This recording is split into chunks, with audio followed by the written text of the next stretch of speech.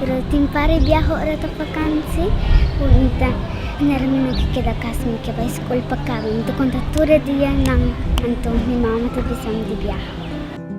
Da senti-me hopi entusiasmado para um bom ano de escola aqui. Você tá exemplo para muitos na eerste e tweede klas. Você por bi é best geslaagd. É certo, hoop sempre, pero tem hoop competência, hoop steady para nós por bi chegar. É bom poder na aula. Mensagem para meu colega na escola, sim é bom. Guapa você não vai adiante e no guapa menos famoso. Nós estamos em dizer que nosso país, nosso positivo, determinar com o compromisso com os estudantes, mas também os docentes e o staff, para por fazer aqui ano exitoso também. Para a escola para mim, na Mavo aqui, me meto excited, lá me corre tempo, me tempo. A área escolar aqui tem outra área de vida, outra área caminha como por score o máximo possível.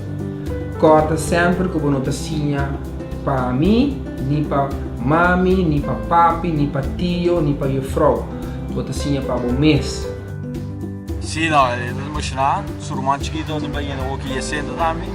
E ela também me ouve sou romântico. E a coisa para a escola, ela está muito excited, preparar seu uniforme, coisas. Eu direito contente de começar no banho escolar. No qual é a mensagem que nós temos para maior não queda motivar emocional para quedar-se na escola, quedar-se na lesson e não guardar até último para na baicinha. Nós por guia na escola, mas na casa nós não temos grepe nada. Oh, bem emocionante, emocionante também no de onderbouw para brugklas, que é tão emocionante grande. Me desejo a meu colega de minha classe bom ano escolar.